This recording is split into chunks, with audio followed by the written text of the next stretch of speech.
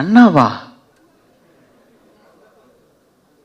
என்ன இப்படி heart break பண்றீங்க ஷோ ஆரம்பிக்கும் போது? அவர்களை தொடர்ந்து நம்ம படத்துக்கு ஆடியோ லான்ச்சுக்கு கண்டிப்பாக நான் வரேன் அப்படின்னு சொல்லிட்டு பயங்கர பெரிய சப்போர்ட்டாக இருந்த மாரி செல்வராஜ் சார் அவர்களை பெரிய கைத்தறலுடன் மேடைக்கு அழைக்கிறோம்.